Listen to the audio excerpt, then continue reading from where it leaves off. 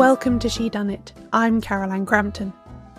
And welcome back to Green Penguin Book Club, a series within Shedunnit that documents my journey of reading and discussing every crime or green title from the main Penguin series, in order.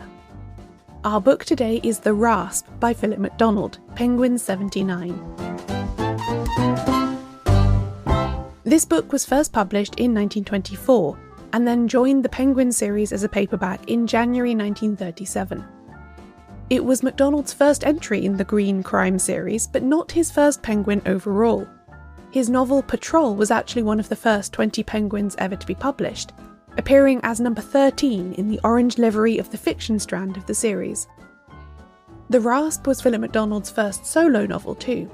He had previously written 2 books with his father, which they had published in 1920 and 1923 under the collective pseudonym of Oliver Fleming.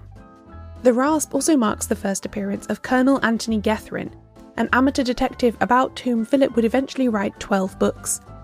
11 of these appeared in the 1920s and 30s between the First and Second World Wars, and then he published one final Gethrin in 1959, The List of Adrian Messenger.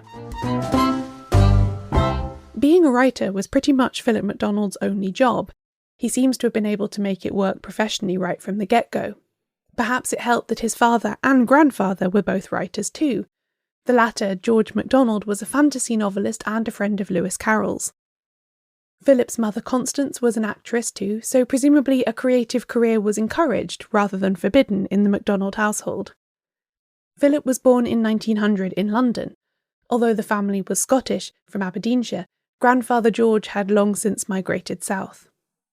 Philip turned 18 a couple of months after the First World War broke out and enlisted in a cavalry regiment, in which capacity he served in the area of the Middle East then known as Mesopotamia. Upon his return to civilian life, he worked on those 2 novels with his father, and then in 1924 struck out on his own into the realm of detective fiction. By 1930 he had published 3 more novels starring Anthony Gethrin and a few standalones. He had also developed an interest in the film industry and in screenwriting, and in 1931 he and his wife, the writer F. Ruth Howard, moved to Hollywood. This move is likely why MacDonald was never invited to join the Detection Club, despite the popularity of his 1920s crime fiction in Britain. He left for America just as the club was coming together. MacDonald found great success there, writing screenplays both for adaptations of his own crime fiction as well as lending his pen to franchises such as the Charlie Chan series and the Mr. Moto films.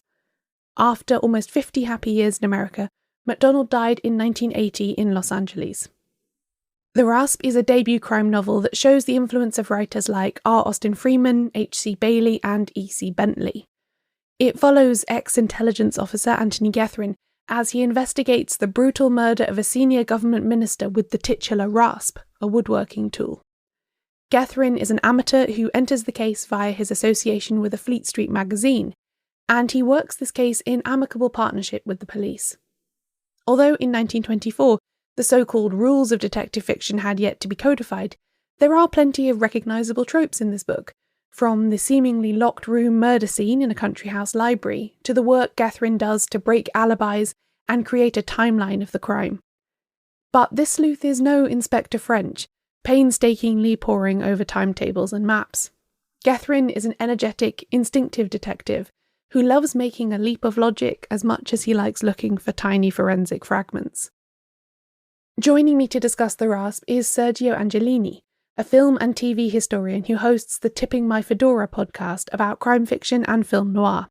He's also a great fan of Golden Age detective fiction, so I'm delighted to have both his professional film expertise and his personal passion for MacDonald's work at our disposal today. Before we get into the book though, I must give my usual spoiler warning here. Until you hear me say that we are entering the spoiler zone, you can safely listen without hearing major plot details. The timestamp for that point will also be in the episode description. After that, you can expect to hear major spoilers up to and including the full solution to the mystery. And at the end of every episode, I ask my guest to award the book a rating, so stay tuned to the end to hear how many green penguins out of 5 Sergio gives this one and why.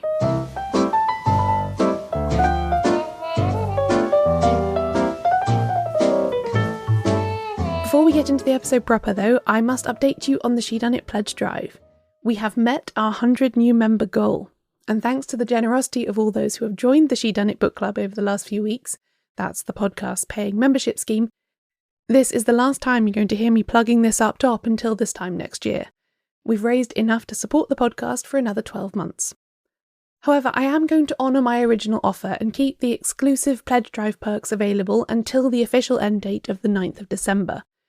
That means that until midnight UK time on that date, you can still join and give a free year's membership to a friend, making it essentially a 2-for-1 deal. I only do this offer once a year during the pledge drive, and I don't do any other discounts at any other time, so if you'd like to take advantage of that, you need to do so before the 9th of December.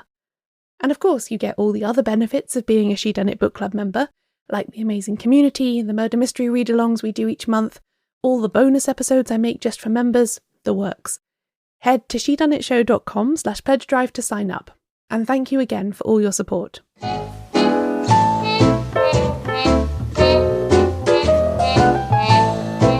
Perhaps we can start at the beginning. What was your first encounter with Philip MacDonald and his writing? I started, paradoxically, which is perfect, MacDonald, at the end, with the list of Adrian Messenger. I can actually date, I can tell you the week I read it. Not because I keep a diary, but because, as I mentioned, I'm from Italy. And in Rome, a lot of these books, when they do reprints, you will actually go and buy them at a newsagent's. And they used to do these reprints of classic Golden Age mysteries, although their definition of Golden Age strayed a bit. I'd recently gone back to Italy after having lived in the UK for a few years. My father worked for an airline company. So we moved around a bit. And I thought, no, I need to get back into reading Italian books. And so I was 14. And I remember very clearly, went up to the newsagent and said, what's the latest one? And the first one was The Reader is Warned by John Dixon Carr, as by Carter Dixon. Classic book. I totally have the Green Penguin for that one. I think the second one, fortnight later, was The List of Adrian Messenger. My first ever Philip MacDonald. Loved it. I thought, this is absolutely terrific. Then I looked it up. Then it turned out they'd made a movie of it. I'm a big movie person as well as a big book person.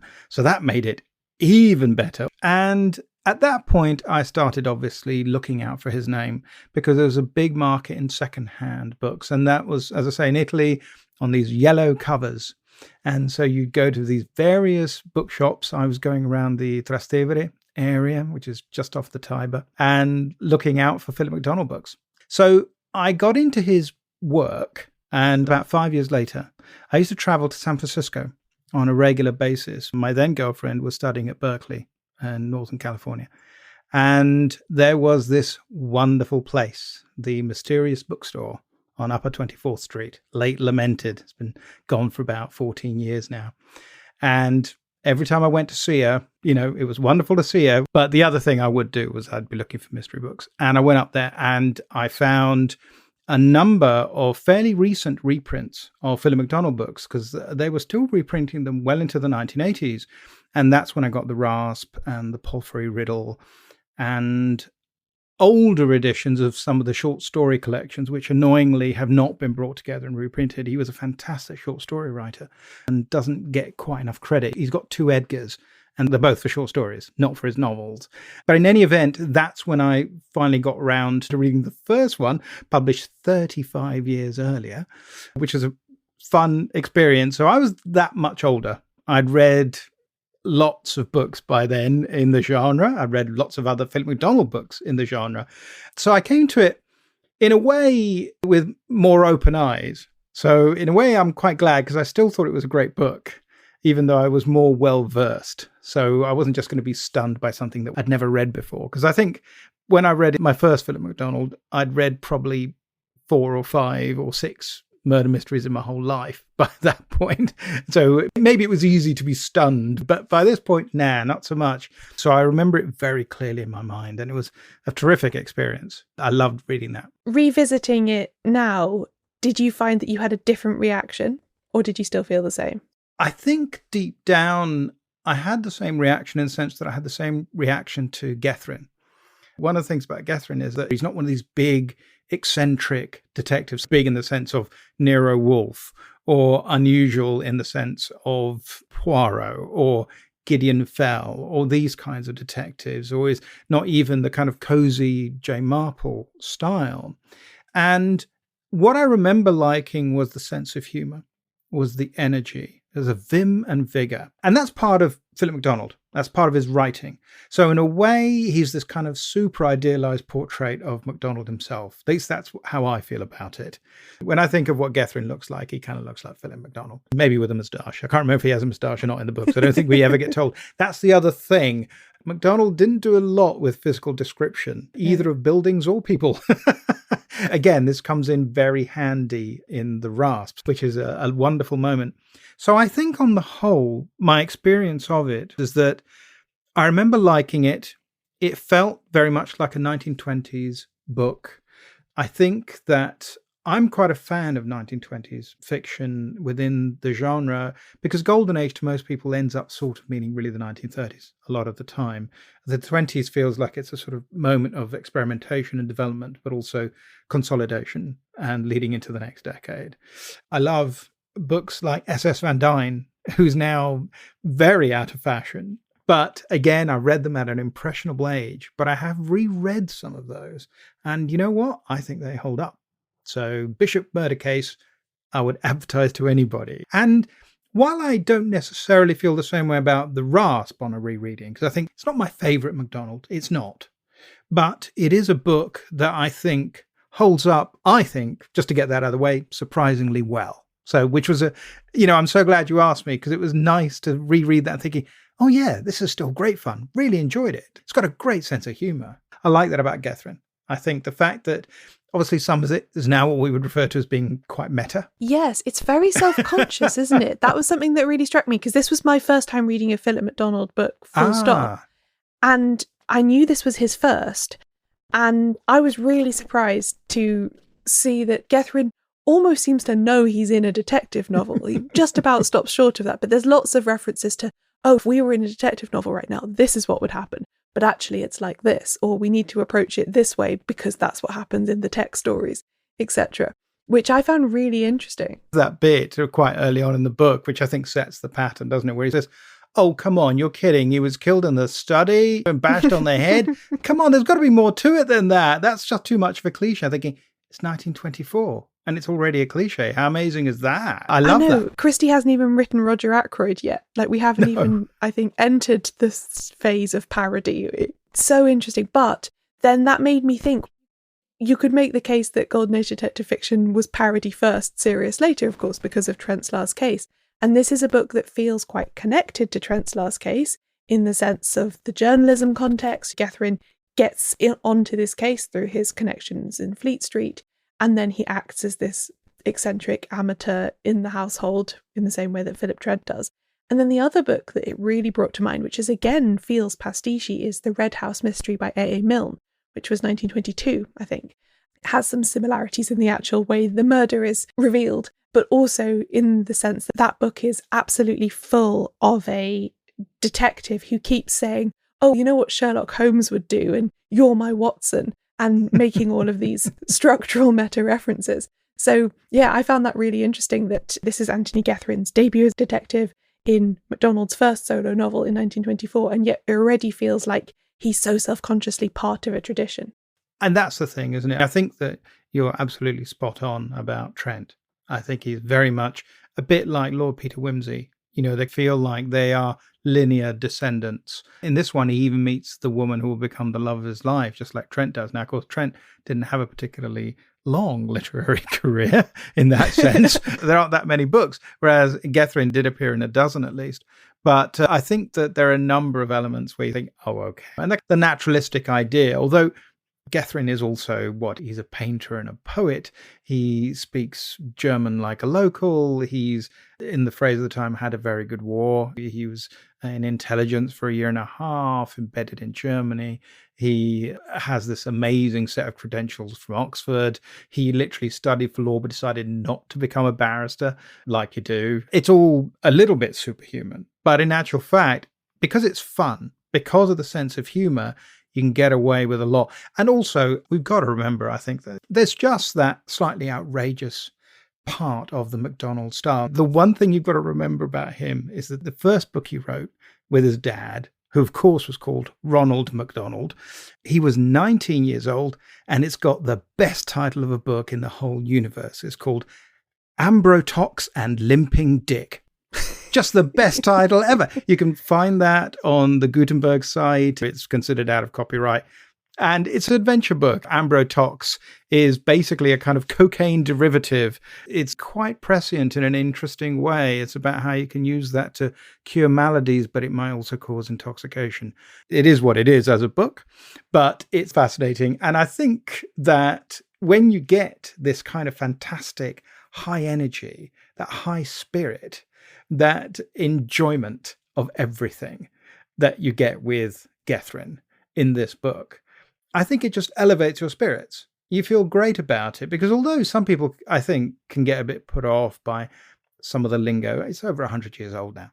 And I think some of it can be a little bit like whimsy, can be a little bit tiresome. In some respects, I prefer Gethryn to whimsy in some respect. He's less mannered, isn't he? He's much less he is, dropping his H's and his G's. Absolutely. You don't get the kind of P.G. Wodehouse types thing. I think that was not as big an influence as it was on Sayers.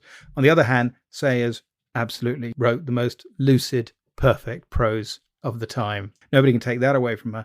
MacDonald always had fantastic ideas, and I think was so interested in trying to do fun things with the form.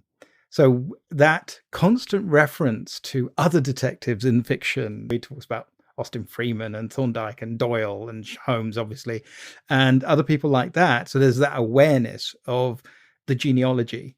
And I think that's tremendously entertaining when you're reading it so many years later. I think that really brings you in. If you're a fan and you get a sense that the author's a fan and he's a young fan and he's good, because he writes very well. Some bits of it are also very funny, but there are some lovely bits where he says, and did I get this information? Next chapter. But it's like a joke beat and the audience is getting the joke.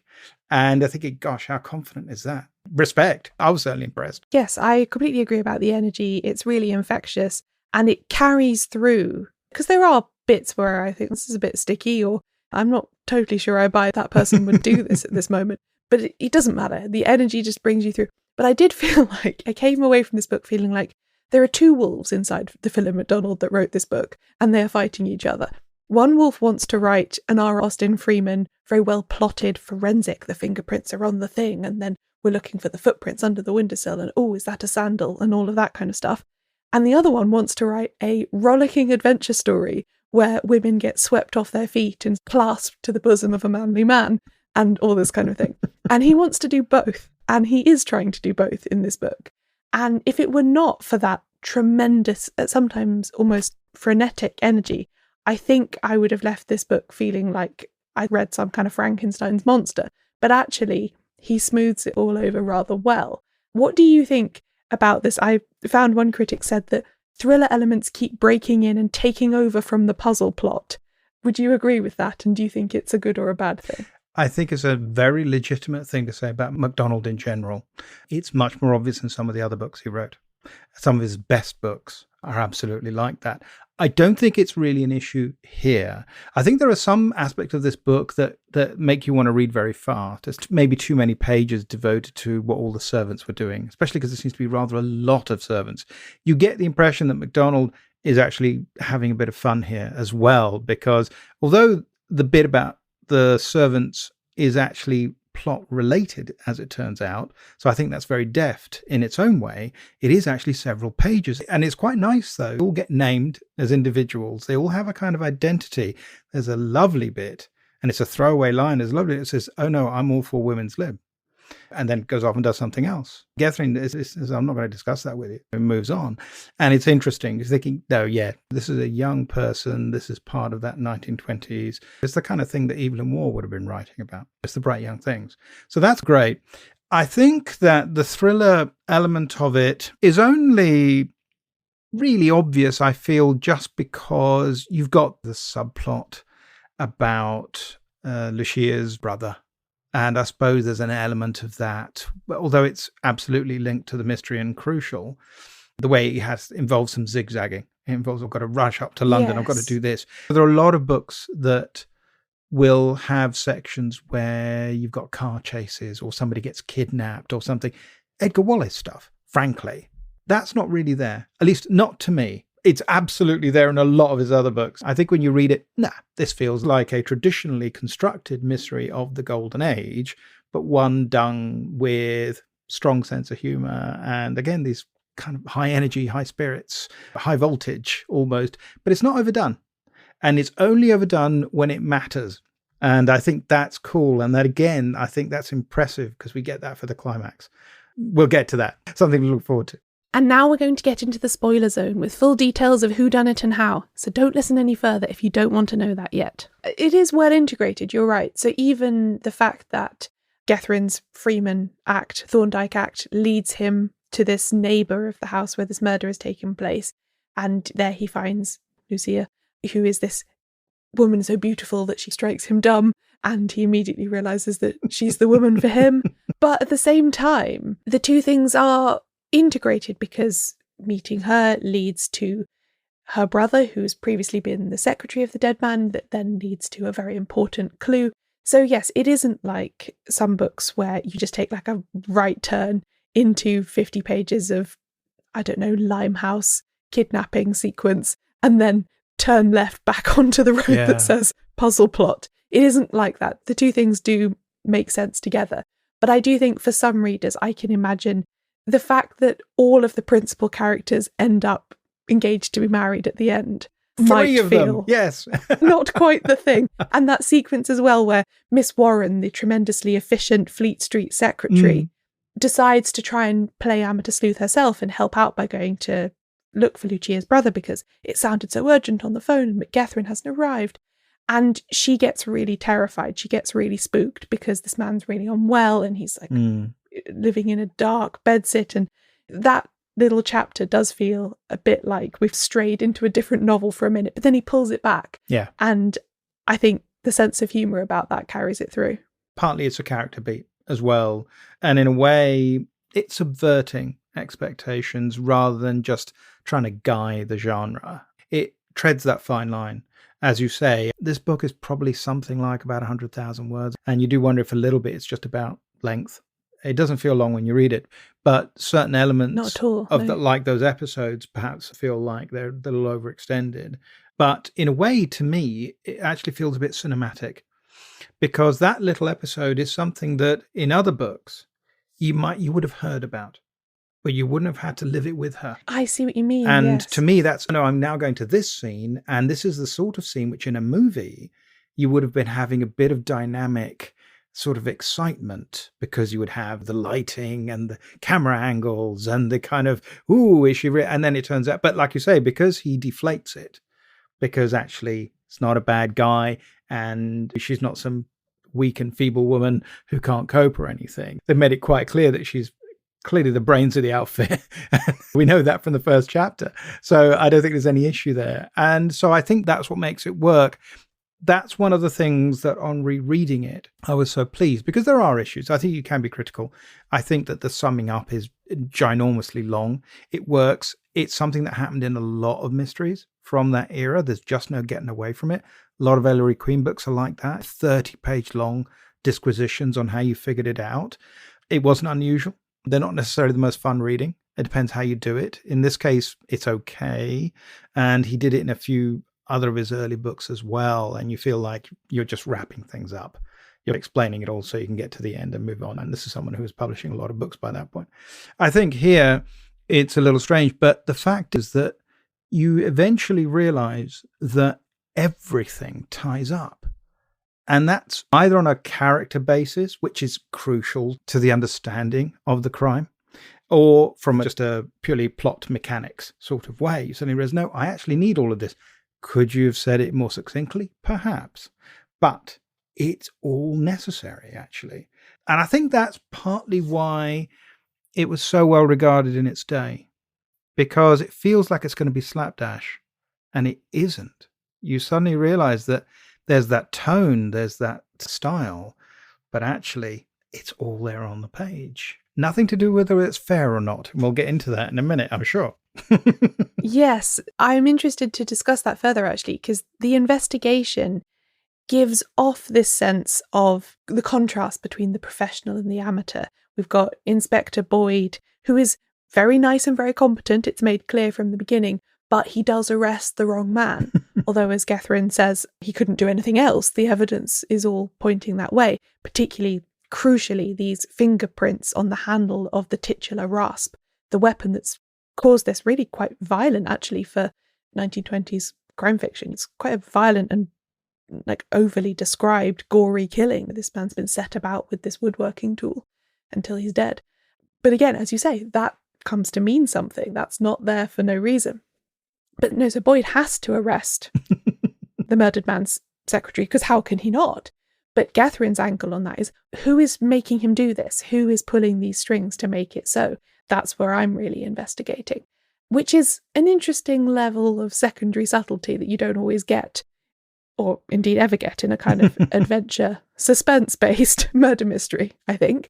So that was interesting. I thought that was a big tick for MacDonald, that he achieved that sort of, we're going into a second room now and it's more interesting in here. But then to come to the actual ending and the question of whether it plays fair, and which I think is something that detective fiction readers are very interested in, we get almost two tropes at the same time. We get the forced confession via the dramatic reconstruction, very well done. Again, as you say, very cinematic. You can absolutely see that scene being played out in front of you as you're reading it, where Gethryn declares his solution to the crime to his suspect until the suspect gets so annoyed that he's like, no, it wasn't like that. I did it. It was this way. Of course, there are Scotland Yard men hiding in the curtains to take him away. I think probably the novel could have ended there, or very shortly afterwards. But instead we get quite a long document written by Gethryn, going right back to the start, almost in the manner of a clue finder, and telling you at every point what was the criminal really doing. Like when we were looking at the clock that had fallen over, this is what he wanted you to get from that. This is why the servants said what they did, which, again, this is why I feel like sometimes these instincts were at war with him. That feels very Thorndike-y to me, very precise and scientific in a way that isn't immediately suggested by the dramatic scene that preceded it. How do you feel about that? Do you think it plays fair? Do you care? Do I care? Not in this instance. I think you're spot on, by the way. I think you're right that there's an interesting push-pull here. And you could just stop it there, but you wouldn't have any understanding of the motive. No, that would be the ending of a John Buchan novel. Yeah, and so that creates its own issues. So it doesn't do that. I think MacDonald, he would later write a book. It's called The Maze, or Persons Unknown, which was supposed to be an attempt to create a 100% fair book. So it's one of those ones where everything is presented after the fact to Gethryn in document form. And so we read what Gethryn is reading, and we only see what Gethryn sees. He knows nothing. And we have the chance to reach the right conclusion, or we don't. And MacDonald talked about how that he hated doing it, in the sense that he set himself this challenge, but he found that really hard.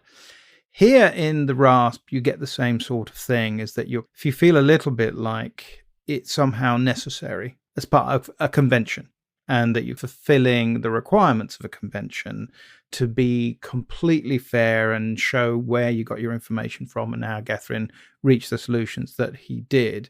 Because there are a couple of funny footnotes, partly one relating to Boyd, who incidentally recurs in other books. And you get that sort of funny sense of play. It's not exactly Nabokov, it's not Pale Fire, but it falls within something that will become much more obvious in later MacDonald books. And by later, we're talking about a few years later, where there is a strong kind of postmodern element, as far as I'm concerned.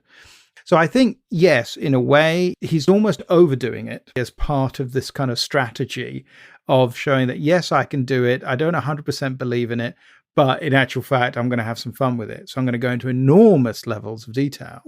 It's not necessarily dull, because you feel that somehow you've had the surprise, you've had the emotional satisfaction of, aha, and it is a clever ending. And so you're thinking, the truth is, as a dramatic diminuendo, it's perhaps a little extended, because you feel, you know what, you could have cut that in half. And I could have had a lot less detail and I'd have still believed you. I'd have still understood. Yes. On the other hand, it's all legit, but I wonder if it doesn't want to do the obvious thing again. It doesn't want to do the big dramatic finish. So it wants to do the kind of, okay, let's start talk about it now and let's reflect. So you can calm down after the enjoyment and just relax, and your heart rate can go down while you just start to rationalize. And then you get the happy ending, as it were, which as the coda. So in my head, I'm okay with it. Now, if we're talking about fairness, I think that while you've got something like The Maze, which is one that's supposed to have all the clues, and it's structured, that's the whole point of the book. Okay, and that book's easily accessible. But in The Rasp, I think it ticks just as many boxes in the yes, it's fair, in the column and in the no column. So I've done a yes and no column for you. So I'm going to rush through Okay. it. I feel this is very MacDonald-ish, so I figured it would be fun. So look, on the one hand, no, we don't have access to what is going on in our detective's mind, just as we don't in the case of Miss Marple or Phil O'Vance. So therefore, we don't always know what the clues mean, and therefore we don't know what the interpretation is, and therefore it's not entirely fair, just in practically every other Golden Age detective story. So I think that's reasonable. On the other hand, I think we are given enough clues to figure out important things like the fingerprint clue. Because I think most readers will hopefully will feel that they've had their intelligence nicely stroked and flattered by the fact that they can probably figure how that bit, because it's a clever device. But I certainly reading it many years later, let's put it that way, I think perhaps it's more obvious to us how that was done. I think the same is true of the entrance to the room. I think he gives you the nice little scene early on where they're like, oh, there's a creeper on this wall, isn't there? That's right. It's there. What you decide to do with it depends what you know about horticulture and so on. So it's a bit like that. I honestly don't think we have enough information to figure out who is responsible on a kind of clue basis. I think we definitely don't have enough information to figure out the motive. We absolutely don't have that. No, that's all private. So we can't do that. So that's not fair, if you like. On the other hand, I think things like the geography of the building, which is important. I think things like the alibi, that is semi-fair, but it relies on information you couldn't possibly know. And yet it seems to me that the joy of it is that there's enough there to make you feel like you've enjoyed the experience. I don't think it ever feels like, oh yeah, sure, I could have figured that out. No, I don't think so. I think you could have maybe figured it out based on conventions or based on reading other books maybe, but that's not figuring out. That's just guessing because you think you know what the writer's likely to do, which is not the same thing. Yes, no, absolutely. That was how I felt like I, quote, solved it, purely through the lack of other time spent on other characters. Yeah. That's a structural spoiler as opposed to a, actually, I couldn't tell you why I thought it was that person. Just almost sometimes you can do films and TV. It's the same thing. It's like, oh, the most famous actor. Always. Hey, I wonder what he's doing there. Sooner or later, they'd wise up to that and they'll cast somebody really famous in a red herring role. They never do it. It's so annoying. Yeah, so that was how I felt. The structure of this book points you in a particular direction purely because Gethryn barely converses with anybody else. So it has to be Digby Coates because it couldn't be anybody else. Absolutely. And in a way, it's the whole thing, isn't it? It's the Thorndike, Austin Freeman's unbreakable alibi. You go for the guy with the unbreakable alibi. And guess what? There's one person with an unbreakable alibi. Do you have enough information to break that alibi? No, you don't. But on the other hand, I love it when he pulls his wig off. It's brilliant. You know, the fact that he has to have a spare wig for it to work is even better. And I wrote this down because I don't know, I love it. He refers to its annoying, almost impossible tidiness. I love that. The fact that he found it annoyingly tidy. I thought that's perfect because your hair looks too good. I'm envious. That made me suspect you, or rather your hair. And I think, you know what? That's great. There's also a good little dig Or maybe it's a bit of a preemptive explanation where he says, because Digby Coates has done this very daring thing, really, in that he's set up a dummy of himself in full view of servants coming and going. He's left the door open deliberately so it'll be seen, and then he climbs out the window, down the house, in the window, kills his friend. Back up the same way, back in the chair. Nothing to see here. And Guthrie, in his explanation, says something like, this was really daring. Like, this was almost simple, schoolboyish in its absolute audacity. And perhaps that's the only reason why it worked, is because no one would think anyone would do that or even fall for that old trick of the pillow under the bedclothes. It's essentially that with a wig on. So I think he's flagging that to the reader. He's saying, I realise you probably think this is unlikely. I'm saying the unlikeliness is why it worked. Absolutely. And that ties in so well with the motive. Because again, you can't know what that motive is because you just don't have enough information. You know that there's a personal attack on the murder victim and that's flagged and investigated, but you don't get the information. I think that's all right because it's done in a humorous way. When the private investigator says, and you'll pay me an extra £200 when I tell you my information, and you don't know what he says, but MacDonald tells you he got his £200, which is a great moment. It's just very well done.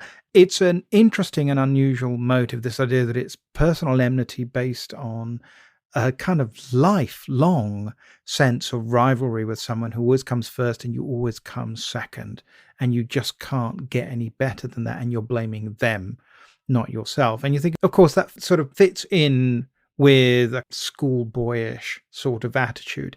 And in a way, that's interesting because, of course, it reflects a little bit on the person who's mistakenly arrested, who has a schoolboy approach because he's so nice, basically, and is one of those people who just can't think badly of anyone and would never do anything really bad to anyone, which is why Catherine says it can never be him. Of all the people here, he's the only one who could absolutely not have done it. Equally, the only person who psychologically, if you knew enough about them, would do it is this person who has personal vanity and who has this kind of intensity, and who we later hear, I didn't always enjoy being in his company. We get that from Lucia. I think that works very nicely.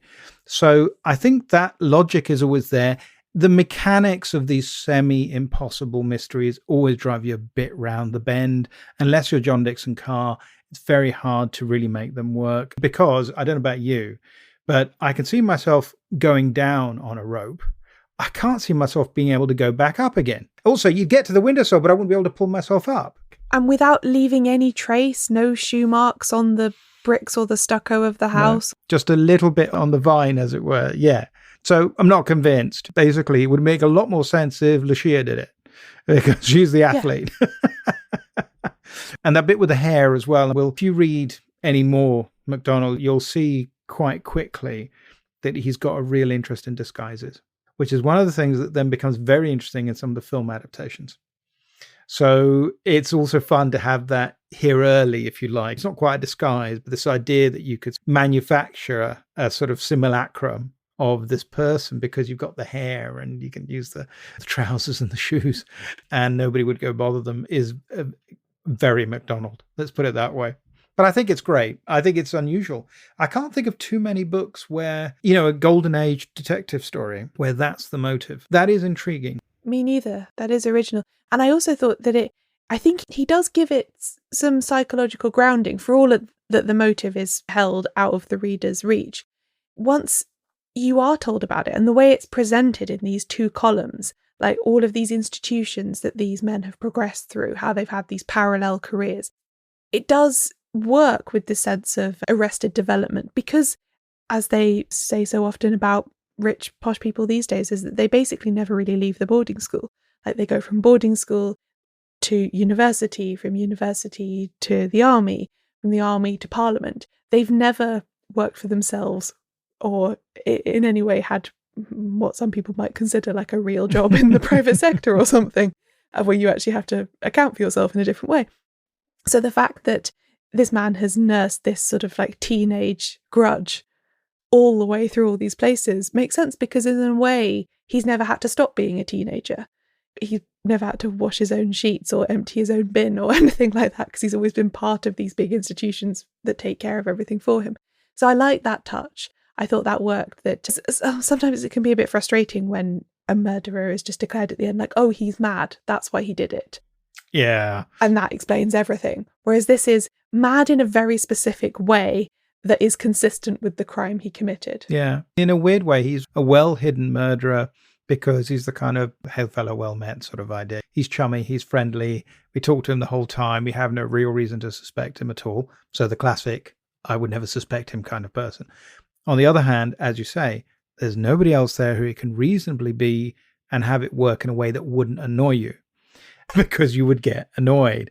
And I think that probably does, in a way, take us to this area of the big revelation scene, if you like, because I think that MacDonald does something actually really interesting there as well. I love the way that when Gethrin says, this is what really happened. So we're getting the classic scene and there's thunder, it's a dark night. And so all the cliches are there, or it's all happening. And he starts telling you the story. And the story is going in directions you absolutely don't expect. We're thinking, where did this come from? Hang on. You never told me about this. I didn't know about a twin or a half-brother that looked exactly... This is what? And wet? And yeah. So you're going... So on the one hand, you're getting quite animated as a reader. So thinking, hang on, this is not okay. I'm not all right with this. How is this possible? So on the one hand, you've got all of that. On the other hand, it's quite compelling, actually, because it's quite fun. Mm-hmm. So you want to read it. You want to see, where the hell is Gethrin going? Because it does tie up some of the loose ends, shall we say. So it's not completely mad or anything, but it's okay. We seem to have become very unlikely. Oh dear, how disappointing. We're going to go with the whole doubles thing. Aren't there rules about that? But what I think is brilliant is that it sucks you in just like it's supposed to, because it sucks in the guy he's really directing it at. What I think is so special about it, and which I suspect is why people love the book, is because it's directed at him and it's directed at you, the reader. And you're both being suckered and you're both reading it along and you're getting to the point where you're saying, oh, come on. This is not, you can't be going there. Don't let me down, Philip. What are you doing? And all of a sudden the guy snaps and says, no, this is outrageous. I did it. You can't be this stupid. And he says, and then three people come out from, you even get that great line afterwards where they talk about how, yes, it's very clever of me to orchestrate the weather to be all thunderous and dramatic. But I absolutely adore it. I think it's dramatic. It's beautifully engineered, but it's also utterly bananas, but it's very sly. It is, again, playing with the conventions, but in a good way. Because it's not saying you're an idiot. It's saying a lot of books would have tried this, but guess what? I'm going to give you something better. I'm going to do something more plausible. That's so interesting. I hadn't thought of it that way. That in a way, he's prefiguring the kind of multiple solution mystery that Anthony Berkeley would do at the end of the decade, Christiana Brand would do, take to extremes, all of this kind of thing. Yes. Yeah, I hadn't thought of it that way. That, yeah, it is a sort of false solution in that regard, because you can imagine an early 1920s detective novel would have explained everything away that way. Oh yes, he had a secret half-brother who was identical to him, and actually that's who was killed. That is ultimately kind of the solution to the Red House mystery by A.A. Milne, a book I really enjoy, but would yes. not hold up as an exemplary plotted mystery. So yeah, he is saying, yeah, I could do this, but I won't. I'll then give you my 30-page dossier explaining exactly what all of the fingerprints meant. Yeah, no, that I do really enjoy that. I want to come on to the cinema angle of this, because my understanding is this film was filmed, but we can no longer watch it. It's sadly lost, yes, I believe. That's right. But MacDonald did go on to have several of his other books adapted and to work in Hollywood himself. Can you tell me a bit about his work there and why he was suited to it? Yes, I can. And let me just say to you something that I probably hadn't bothered to mention before. You are speaking to the right person. I wrote my master's thesis on the early films of Michael Powell, and a big section of it is about his films with Philip MacDonald. But yes, that's right. There are 5 films that Michael Powell, who later become much more famous for films like Black Narcissus, The Red Shoes, Matter of Life and Death, and a number of extraordinary films from the 1940s. A Canterbury Tale. Canterbury Tale, which is... Favourite film ever. Oh, what a wise person you are. It's such a great film. I know where I'm going. And of course, Peeping Tom as well, which is a much more dangerous kind of film. But he started off doing what were known as quota quickies, which were these films that were usually extremely short, usually about 45 to 50 minutes, sometimes even reaching an hour. And they were made as part of a quota system, so that you had to make X number of British films to counterbalance imports, usually from America. So in this case, they adapted one of MacDonald's finest books, I think, Rhinox, also known as The Rhinox Murder. It's a fantastic book. I would urge you to read it. So then MacDonald and Powell worked on films together, and they did The Rasp, and The Rasp is sadly lost. And in fact, of the 5 films they made together, only 2 survive. And the other one, and you can also get this on that Blu-ray collection or rent it online at BFI Player, is called Hotel Splendide. And it's a kind of comedy mystery. It's the sort of thing that you would later see with a lot of comedians was turn up and it's this house and there's dirty dealings and eventually they find a secret villain in disguise. And it's great fun, but it's very much film of its time, very typical of MacDonald. So MacDonald had in fact started doing screenplays anyway. So he did these 5 with Powell, did some others. And then he got an offer really to go to Hollywood. And his first big credit was Charlie Chan in London. So it's classic. It goes all the way to Hollywood to write a film that's set in the UK. It stars British actors, including a young Ray Milland. And this is incidentally a film that's then referenced heavily as part of the plot in Gosford Park. So then he follows that up with Charlie Chan in Paris, which is probably one of the best plotted of the early Charlie Chan films. He does lots of other films, and eventually works on quite big films like the early drafts of Rebecca, the Alfred Hitchcock adaptation of the Daphne du Maurier novel, and then also worked on a variety of films, including the Mr. Moto films. They're great fun as long as, like the Charlie Chan films, you can get past the fact that you have a Caucasian actor playing an Asian role. So it's problematic. You have to put it in historical context.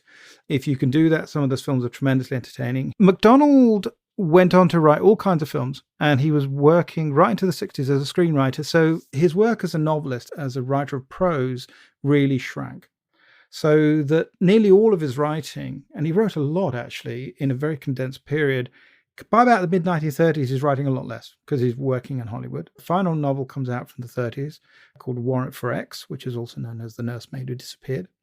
And that got filmed as 23 Paces to Baker Street in the mid-1950s, which is really good fun, worth seeing, although it's got very weird ideas about British geography. But shot in the UK. But it's one of those things you turn left and all of a sudden you're 50 miles to the right. But very good adaptation, very good whodunit. So he did lots of screenplays, but also quite a few of his books were adapted.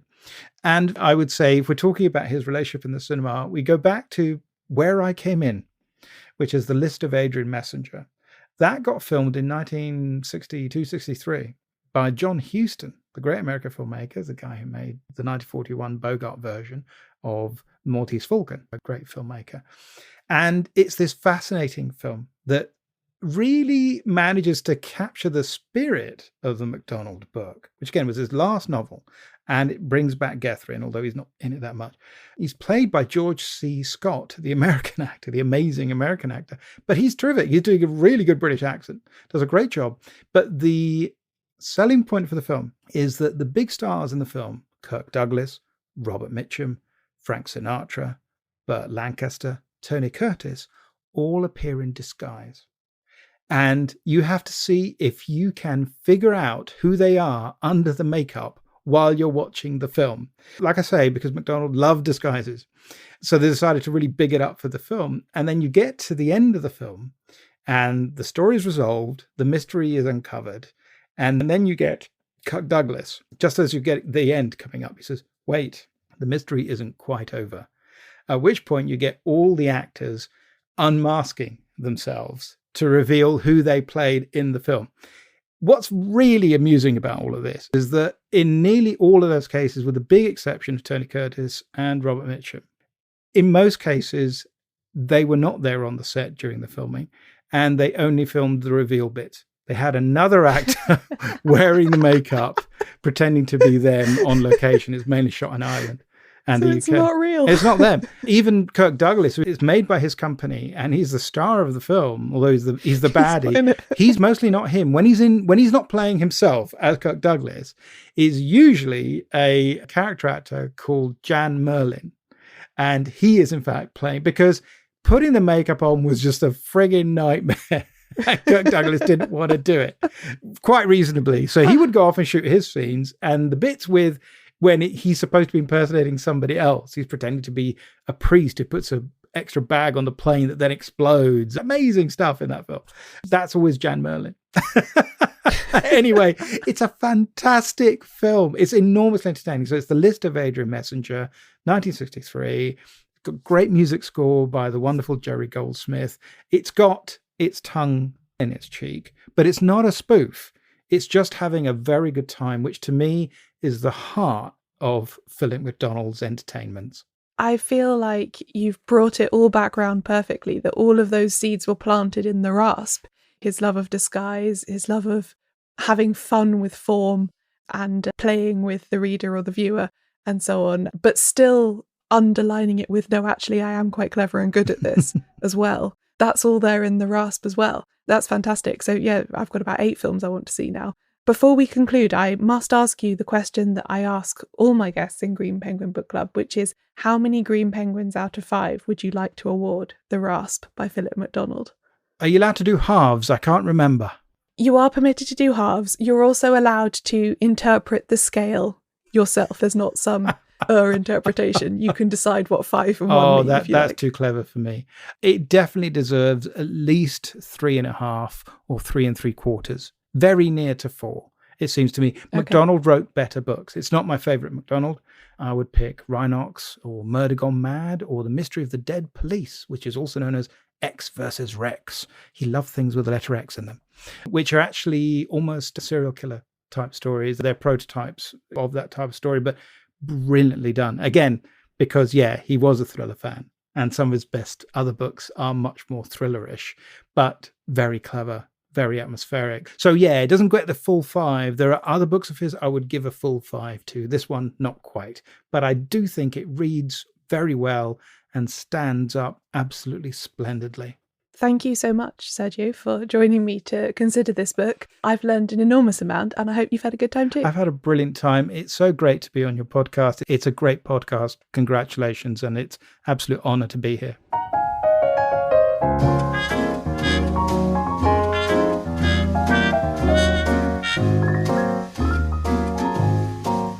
This episode of Shedunnit was written, produced and hosted by me, Caroline Crampton. Many thanks to my guest, Sergio Angelini. You can find his podcast, Tipping My Fedora, about all things crime fiction and film noir, in all good podcast apps or at his website, bloodymurder.wordpress.com, which is also linked in the description of this episode. You can find links to all the books and sources we referenced in the episode description and at shedunnitshow.com/therasp. I publish transcripts of every episode, including this one. Find them all at shedunnitshow.com/transcripts. This is the last episode of the 2025 Shedunnit Pledge Drive. This is the annual event where I ask the podcast community to help me fund it for another year. If you'd like to be part of that and get access to a whole host of audio goodies, and the option to gift a year's membership to a friend for free, join now at shedunnitshow.com/pledge drive. Shedunnit is edited by Euan MacAleece and production assistance came from Leandra Griffith. Thanks for listening.